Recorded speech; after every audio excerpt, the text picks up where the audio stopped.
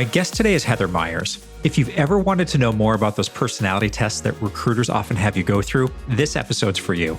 Heather is a Stanford-trained personality psychologist and chief psychology officer at Traitify, a company working to improve the assessment, interview, and recruiting process.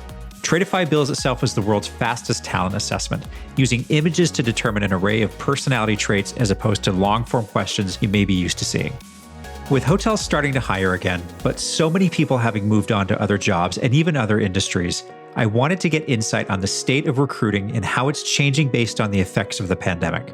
Personality assessments are nothing new to the hotel industry, but as difficulties in hiring and recruiting from a smaller pool of candidates dominates the news today, organizations who evolve their thinking around the employee life cycle will be the ones who come out on top.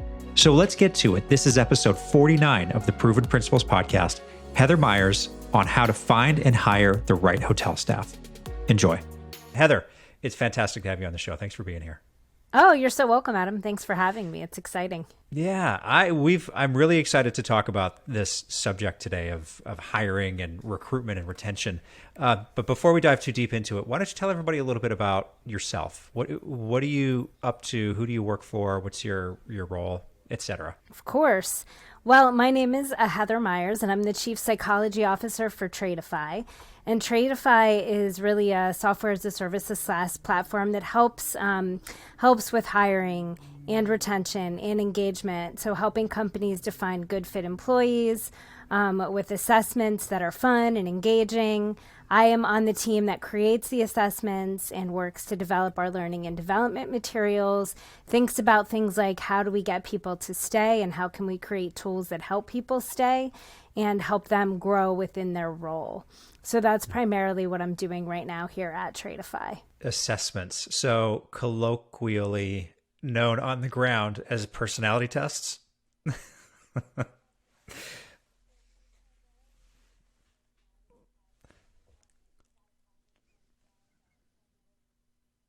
Okay. So is that do you do just in the recruitment, the hiring stage, the interview stage, or does that translate over into other stages of the employee life cycle? I'm so glad you asked that because as a company, we aim to be holistic and have tools that are useful across the entire from candidate to employee lifespan.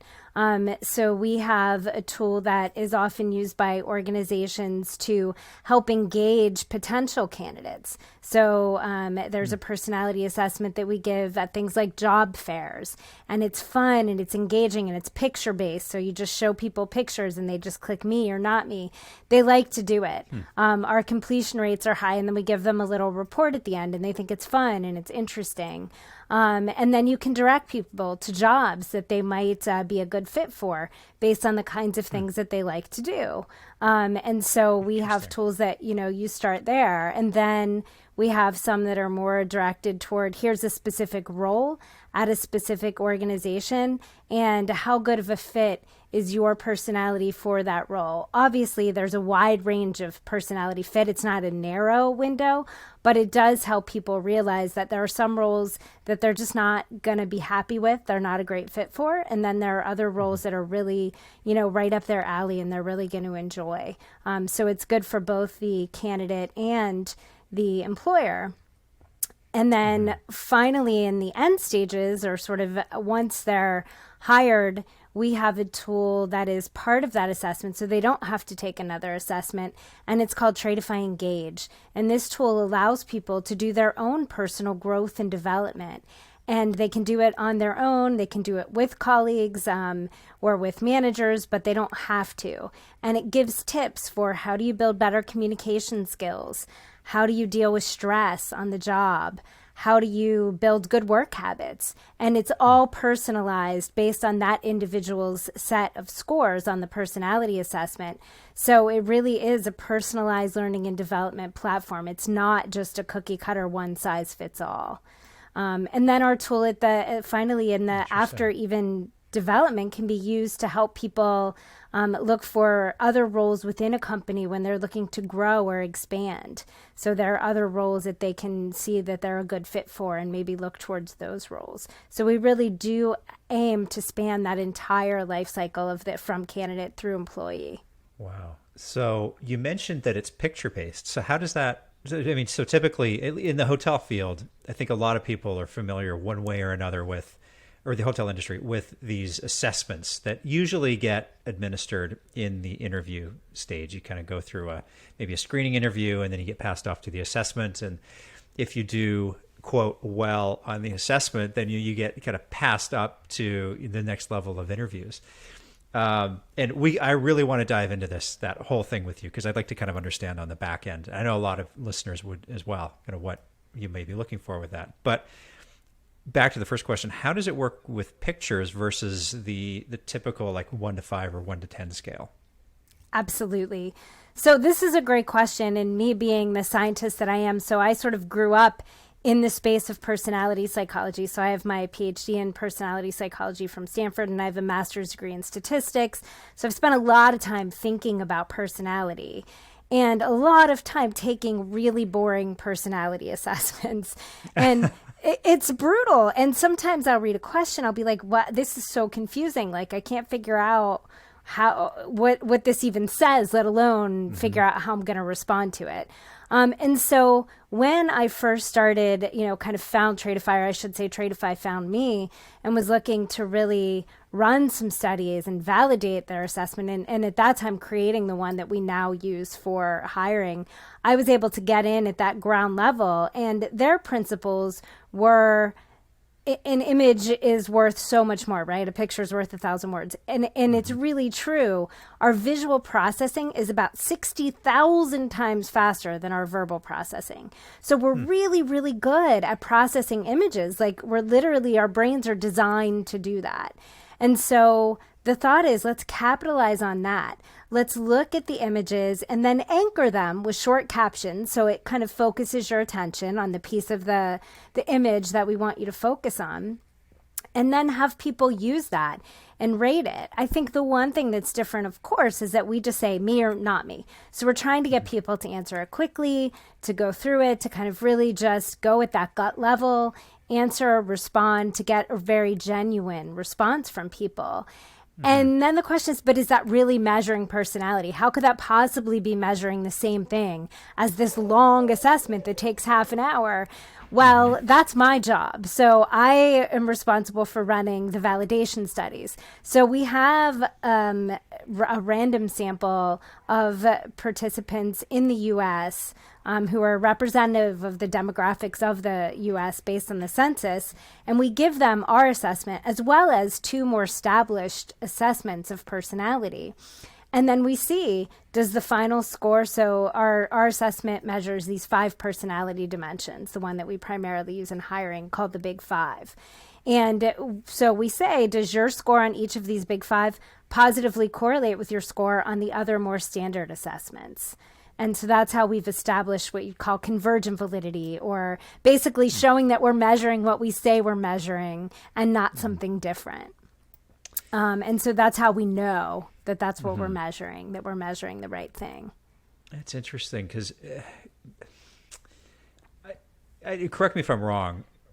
It would seem to me that if you put a sentence on an assessment, there would be less open to interpretation than an image of something with a caption underneath. That seems, maybe that's a little more ambiguous and open to interpretation. Is that true? And if so, is that maybe a little more by design?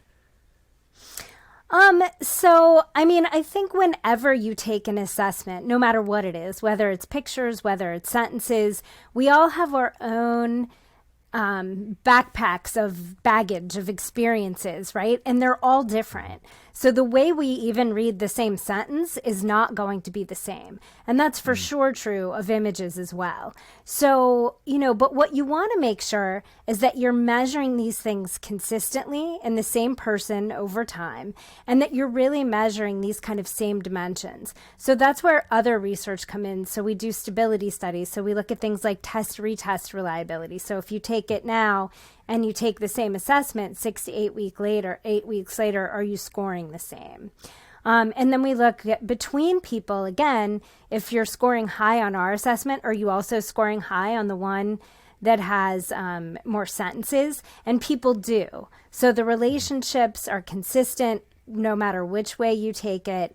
It's consistent over time. Trust me, we started out with way, way more images and captions, some of which were more ambiguous, some of which were less so. And then you find out a whole bunch don't work and you kick those all out. And then you end up with a really kind of stable group of items. So it's a long, involved process to get to this really pretty assessment at the end of the day. But there's a lot of science and a lot of research that goes into getting that beautiful assessment at the end. Oh, yeah. So what are the big 5 traits that the assessment looks for? Or grades again? Like, what's the right terminology there? So I would say it's sort of what we assess or what we look for. And these are, we use this model of personality, which is called the Big 5 or the 5-factor model, for a reason. One is it's the model of personality that is most consistent across languages, across cultures. It has over 50 years of experience or research kind of relating to it to show that it's also predictive of work performance and experiences on the job. So the reason we chose this model is that it's the model of personality that is most predictive of performance on the job. So it predicts things like turnover. It can predict dollar amount of sales. For sales positions, we can predict things like counterproductive work behaviors or, people who are more likely to do things that they're not supposed to do and get reprimanded for on the job. So it predicts all of these things, and it's the model of personality that is the most predictive. So there are a lot of what we call meta-analytic studies, which are basically just studies that analyze all the research. And so that's why we've chosen this particular model. And it is really considered in the kind of scientific community as the model of personality that is most comprehensive. So it covers the whole full range of human personality in these 5 dimensions. And then the 5 dimensions themselves, did you want me to kind of talk about what those 5 dimensions are? If it's not like a trade paid for secret. It's not at all. No. Nope. If you really wanted to Google it and do the research, you could find it. But I can make it easier. So the 5 dimensions, the first one, and there's an acronym called OCEAN that we use to memorize them. It makes it a little easier. The first one is openness to new experiences. And that's really around sort of an intellectual curiosity. So that's how much do people enjoy learning new things, trying new ways of solving problems, taking in more information, not doing something the same way twice, versus someone who likes to consistently do something in a way that it's been done because they know it will work, it's been proven effective, and they, really want to be able to make sure that it's done right and they can do it the same way every time. They're not looking for a lot of variety. That's kind of how that dimension plays out. So if you're a quality control person, for example, and you have to make sure everything's exactly the same every time, you probably want someone a little lower in openness. If you're leading your company's innovation team, you probably want someone who's higher in openness. So again, depending upon what the specifics are of the role and what it requires, you want someone who's in a different place, probably on that spectrum. So that's the first dimension. The second one is conscientiousness. And conscientiousness is something that we talk about all the time, right? So how conscientious are you? But in Big 5 land, it really has 2 components. So one is sort of dependability. So how likely are you to get it done, to make sure that it's done right? You meet your deadlines, things like that. And the other piece of it is really kind of that stick-to-itness. So in the face of challenges and difficulties, how likely are you to continue and persevere? And again, it's a whole spectrum. So people who are very high in conscientiousness actually sometimes aren't great at meeting deadlines because they want it to be perfect. Right? They want it to be absolutely right. They want everything to be right. So sometimes they have a hard time moving on if they don't think they've really nailed it. So for some jobs, especially if you have requests coming in very frequently all the time, you want someone who's a little lower, who's more flexible, so they can answer it in a way that's good enough, but not go until they have perfection, right? So, and another piece of it is organization. So people who are highly conscientious tend to be very neat and tidy. And some people are, a little lower on that. So those are sort of the components of that dimension in and of itself. Interesting. And then the next one is extroversion. So we have introversion, extroversion. Again, people think they know what that means. But I think a lot of people are mistaken, and that they think that introverts means you're like a hermit and you don't like to see people, which is not true. So extroverts do tend to be very out there, very, they like concerts, they like big events, they like to be around large groups of people. They're a little bit more thrill seeking. So they might like, the roller coasters at amusement parks. But they're not always great listeners. And your introverts tend to be really good listeners. They tend to only speak when they feel like they have something to say, as opposed to extroverts who will just jump in because they like to jump in. Introverts will kind of hang back and wait and see what other people are saying, and then they'll chime in. They like to hang out with other people, but sometimes that takes a lot of energy for them. So sometimes they need to just kind of recharge their battery. So that's kind of that dimension. And you can imagine customer contact, particularly in hospitality, how much customer contact you have. You want various levels of extroversion sort of based on that. Definitely. And then the last two, the last two are very much around kind of how you deal with people and how you kind of cope with various stressors. So the next dimension is agreeableness. And agreeableness is around, I sometimes call it the altruism dimension. So how much you put other people's needs before your own needs. And I always say, if you're like if you're a concierge at a fancy hotel and your job is to get that person whatever they want, no matter what, you probably want to be quite agreeable. If you're in management, because you're likely to do whatever you need to do to make sure that need's met, including sacrificing your own needs and even the needs of your company to an extent. If you're someone who's a little lower in agreeableness, you tend to be more, it's my way or the highway, like, well, this is the way it is. This is the way we're going to do it. It's the right way. Get on board. So in management, for example, you usually want someone who's a little more middle of the road. So you want them to care about what other people are thinking and feeling and want, but you also need them to be able to make hard decisions when that's required. And then the final dimension, and then I will let you talk, I promise, is the dimension of emotional stability, which is, it's N in the acronym, which was originally neuroticism, but obviously we don't really like to use that term and we don't think of it that way. And particularly at Traitify, we look at the parts that are really predictive of work performance, of emotional stability, which are really how you handle stressful situations. So it's sort of about stress and coping. So people who are very high in emotional stability tend to be able to weather storms very easily. It doesn't upset them. Their feathers don't ruffle easily. But they're not always good at noticing when other people are getting upset because they're very even keel. And so sometimes they miss things. People who are lower in emotional stability tend to be a little more reactive.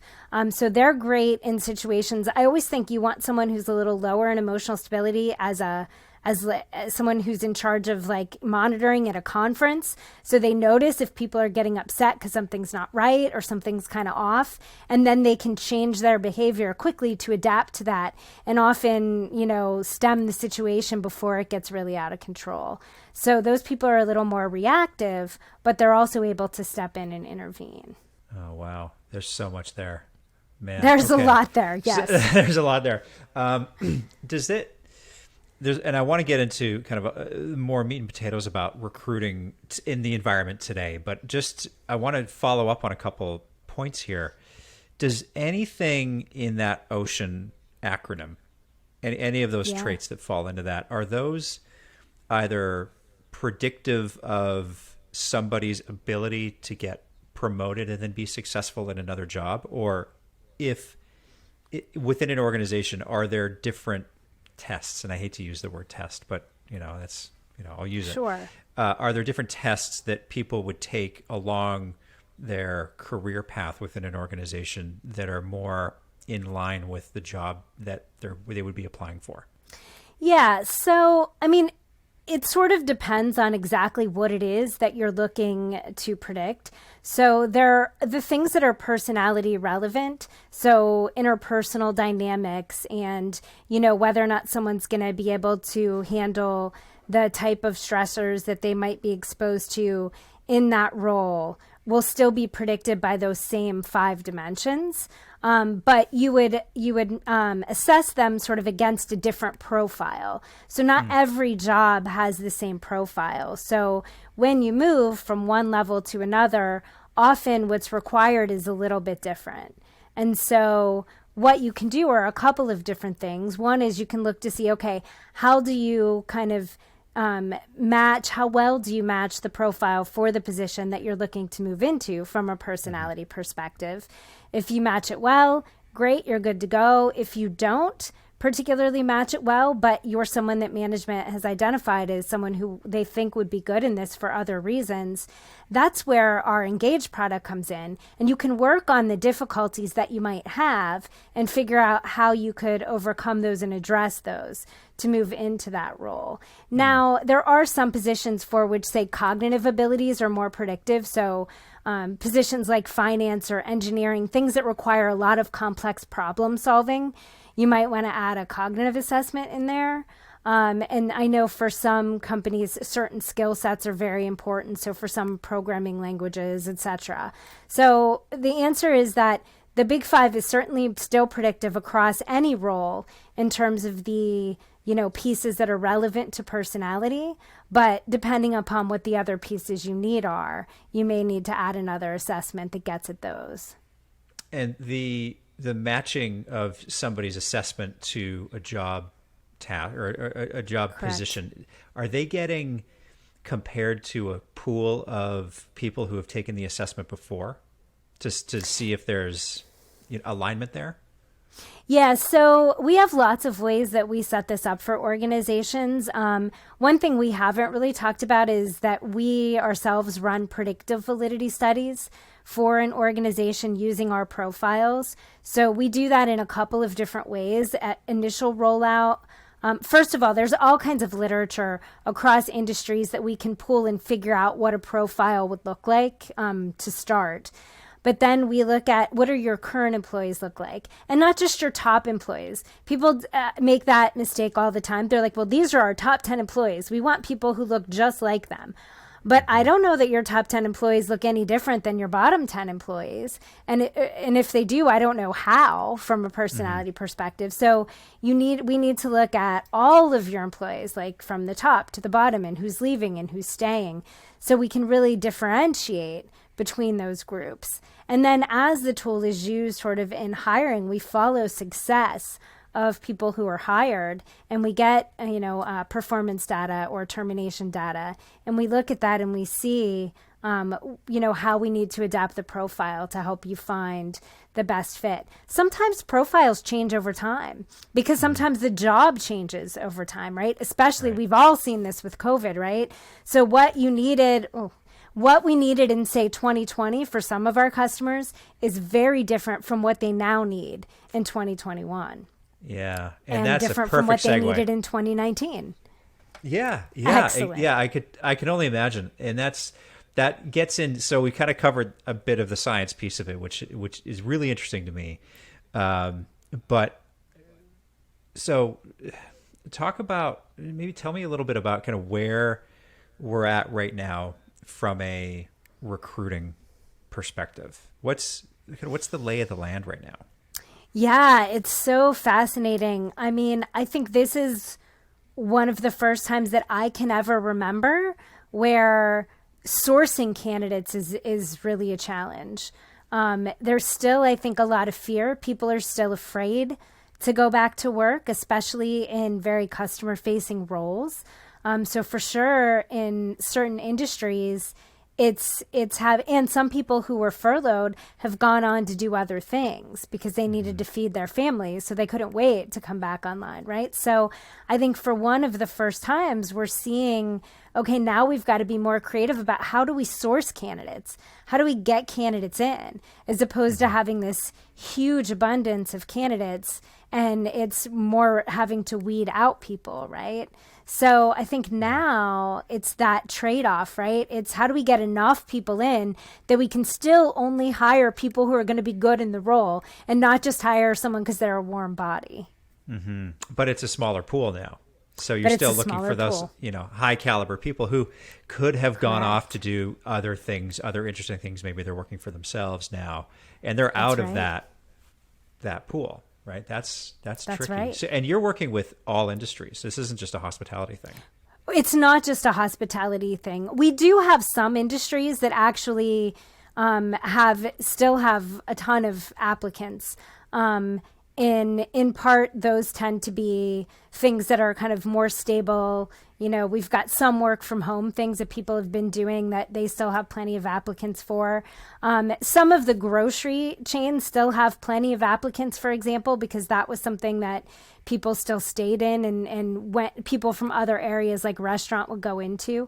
But certainly hospitality and even other kind of customer facing roles that aren't hospitality are being impacted more by the shortage for sure.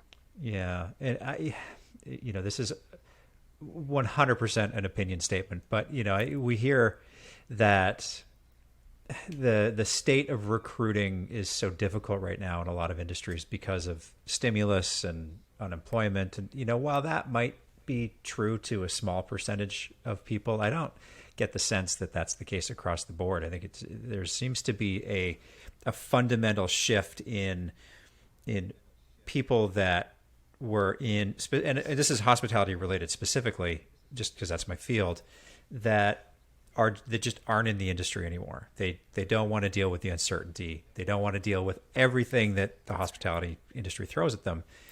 So it feels like we're just in this place now where we've got to figure out how to attract people from other industries to get into hospitality to replace the bodies that left. I think that's very true. And I think one of the key things, I mean, I know a lot of people do talk about it's stimulus, it's that, but I think of it a little differently. I mean, I think what COVID has done is made everybody think about their own worth, right? What am I worth? What is my life worth? Right? I think we've all done a lot of that kind of deep soul searching, right? And so we don't want to be considered disposable, right? And so I think people are more and more thinking, what am I going to do in my life that, where I feel valued by my company? I feel like they value me, they respect me, they care about my health and safety. And so I think that that's the piece really that we need to tap into when we're thinking about recruiting and getting people in from other areas. We need to remind people that we care about them, that we care about their health, that we care about their safety, that we want to pay them a living wage. And I think, just pulling people in through those things will be so helpful. Yeah, no, I think you're spot on there. I've had this experience in the past with assessments like what we're talking about today, where it's used as a hiring decision. So, paint a scenario for you. So somebody comes in, they've got great experience, and they're applying for a job that they're absolutely qualified for on paper. And they do a great job on the first maybe couple of interviews, a screening interview, and then they maybe talk to a department head. And then they get passed on to do an assessment. And the assessment isn't really in line with what the company's looking for. And that could be ambiguous, what the company is looking for. Yeah. So you have somebody who, hard to say whether or not they would do a really good job in the position they're applying for, because they never get hired, right? Because they don't fit the mold. Is that, this may not be a fair question, but what's your perspective on companies using it as a pass-fail versus another data point in figuring out if somebody's going to be good with the organization? Yeah, that's an excellent question. It's a totally fair question. I don't ever recommend that it be used as a pass-fail, right? It is just another data point. Just as I would never say, because someone has 4.5 years of experience instead of 5, you should immediately boot them out, right? It should be one data point that you use in the process. In fact, the thing that I like about the Traitify assessment is that because we are so quick, we are so easy, and we have such high completion rates, about a 96% completion rate, especially when it's used in line with many of the ATSs that we're in line with, integrated with.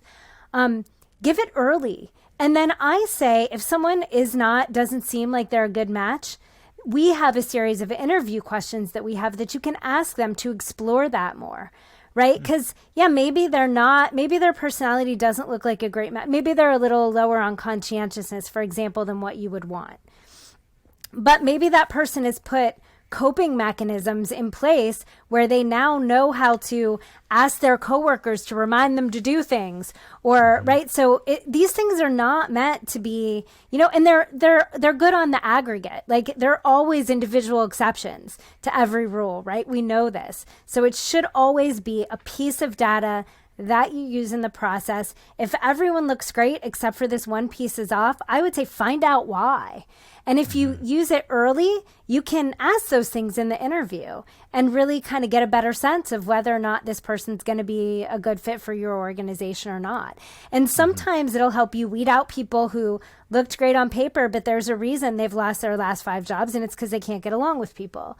And sometimes you'll have someone who looks like maybe they wouldn't get their work done, but they can tell you in an interview, they can provide you 4 concrete examples of exactly how they've gotten their work done in the past, right? So then okay, great, now this person is a good fit. So I'm not a fan of just chuck people out to chuck them out. Yeah, no, and I'm glad to hear you say that, because the recruiting, the hiring, the interview process, you can't be lazy when you're doing it, right? No. You have to be, so this is, to your point, this is a data point, but you have to sort of have the wherewithal and I guess the bandwidth within the organization to dig deeper on candidates that do look promising, rather than just saying, well, they don't tick all the boxes, or there's one box that is missing.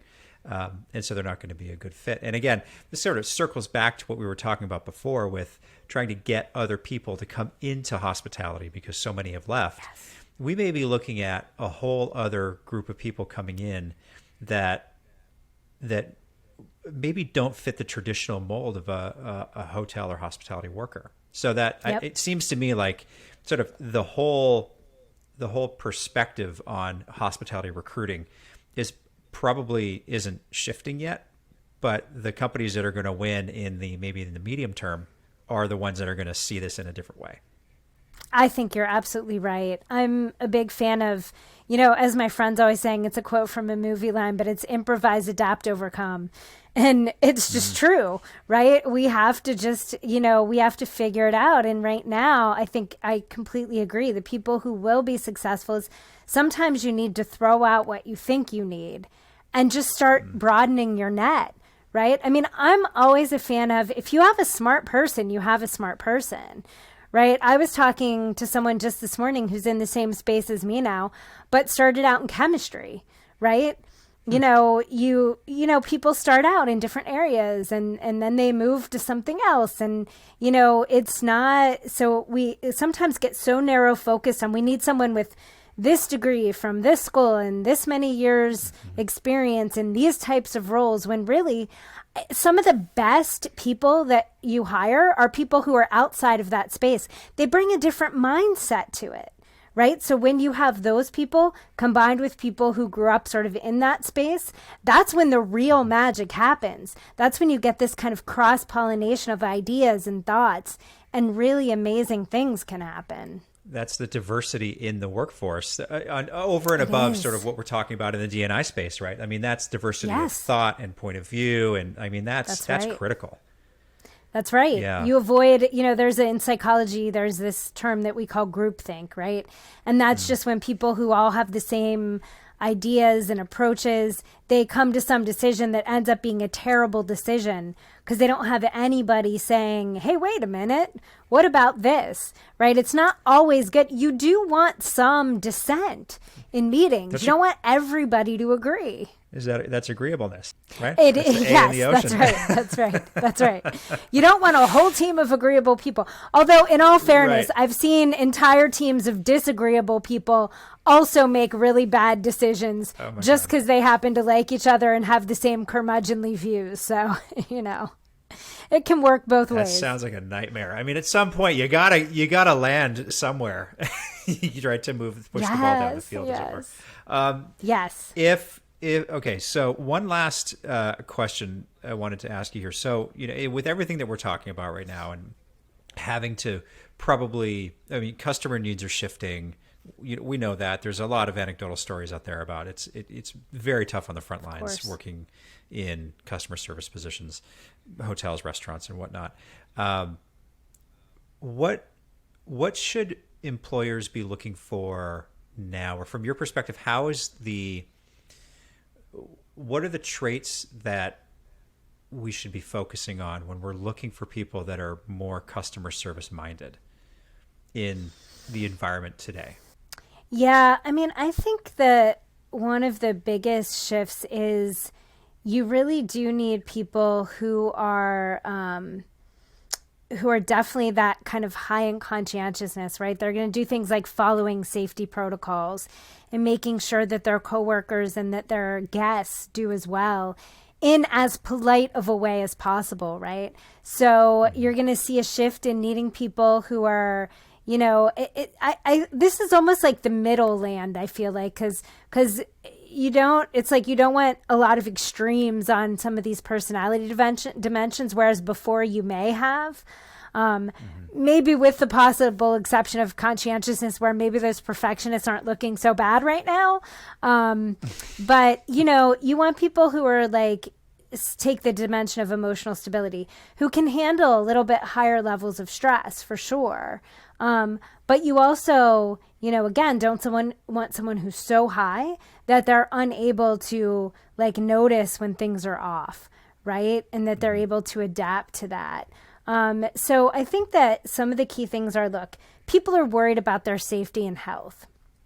And you also are going to have some people who have been cooped up for a year, who are finally ready to get out. And you have people who are done with COVID protocols, right? So you're going to have some people who do not want to wear a mask. You are going to have some people who don't want to follow your safety protocols, right? And so it's this balance between those people who are still going to be very safety cautious, and then people who are going to be wanting a free for all, especially I'm on vacation finally for the first time. So this makes it super easy for your industry, of course. But I think that what you're looking for is someone who's not crazy high in agreeableness, first of all, because they're going to be difficult situations that they're going to have to cope with and they're going to have to navigate, right? And how do you politely but firmly tell someone, I'm sorry, you can't go in there if you're not wearing a mask, or you have to stay, the chair, you can't move that chair that's bolted down because it has to be there for safety reasons, right?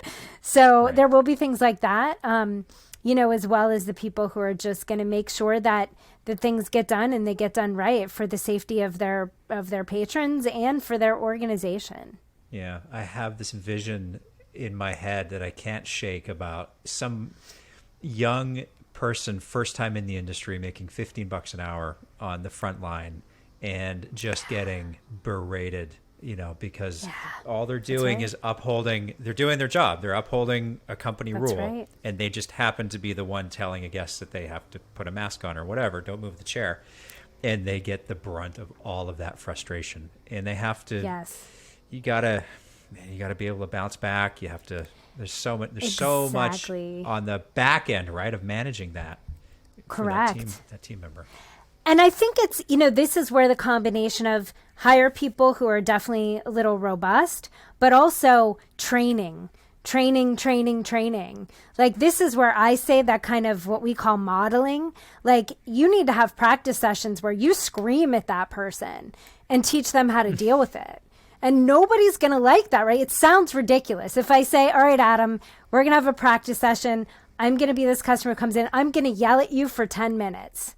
And you have to react to it, right? But that's the kind of training people need. And it's a safe space. And it's happening a in a safe space, space. and it's still awful. Yeah. Exactly. But that's kind of training that I think, beyond even just the what do we hire for? How do we train people to deal with that? And we shouldn't shy away from it. And I think we do. Like we don't want to scare people away for sure, but they're going to be a heck of a lot better if they've been trained to do that in a safe space than if they haven't.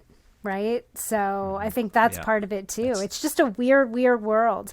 And so the way we approach it just has to be really different. That's a really good